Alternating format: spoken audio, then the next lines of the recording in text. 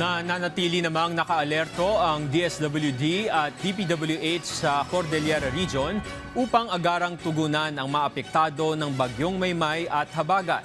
Sa katunayan, nagsimula ng mamahagi ng family food packs sa mga inilikas na residente at nagsagawa na rin ng clearing operations sa mga gumuhong lupa. Si Jezreel Kate Lapizar sa sentro ng balita. Naka-full alert ang Department of Social Welfare and Development Cordillera at Department of Public Works and Highways Cordillera upang matiyak ang agarang pagtugon sa mga naapektuhan ng bagyo sa rehiyon. Ayon sa datos ng DSWD CAR, kahapon ng 1:00 ng hapon, umabot na sa 22 pamilya na binubuo ng 71 na individual ang apektado ng dumaang bagyong Luis at ng Habagat. 6 na pamilya rito ang mula sa Bagyo habang 16 ang mula sa Benguet. 3 kabahayan naman ang partially damaged, 2 mula sa Bagyo at 1 sa Benguet.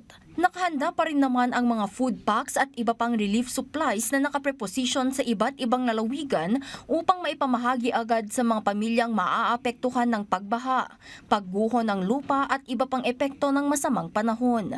Nakikipag-ugnayan din ang ahensya sa mga lokal na pamahalaan at disaster response agencies upang mapabilis ang pagbibigay ng ayuda sa mga evacuee at iba pang nangangailangan. Nakahanda ang DSWD na marami tayong available food packs. Nakapreposition din ang mga ito sa iba't ibang provinces. Pinapaalalahanan natin ang ating mga kababayan na makinig sa abiso ng ating mga local officials, lalong-lalo na sa kanilang mga barangay officials, local government officials, kasi sila ang nakakaalam kung nasa panganib na yung kanilang lugar. Samantala, ipinagpatuloy ng DPWH CAR ang clearing operation sa mga national road na naapektuhan ng landslide, rockfall at iba pang pinsalang dulot ng malalakas na pag-ulan.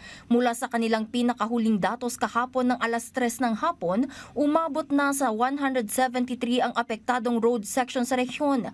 170 dito ay dahil sa pagguho ng lupa. 5 naman ang nailistang road closure. Pero nabuksan ang mga kalsada ng Lower Kalinga at Tawang Ambyong Road matapos ang clearing operation sa lugar. Kailangan nga take to the extra precaution. Tatanga bulan, iso ipinaka-peak ti landslides tatanga bulan.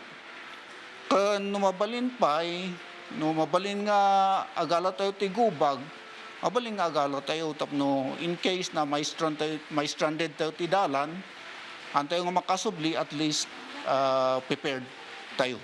Nakadeploy ang mga maintenance crew at heavy equipment upang maibalik ang daloy ng trapiko at matiyak ang kaligtasan ng mga motorista, lalo na sa mga pangunahing kalsada sa Benguet at iba pang bahagi ng Cordillera na nakararanas ng pagguho ng lupa at pagbagsak ng mga bato. Pinayuhan ng mga ahensya ang publiko na manatiling mapagmatsyag, sundin ang abiso ng mga lokal na otoridad at iwasang bumiyahe sa mga lugar na may banta ng landslide at pagbaha habang nagpapatuloy ang epekto ng bagyo. Jezreel Kate Lapizar para sa Bayan.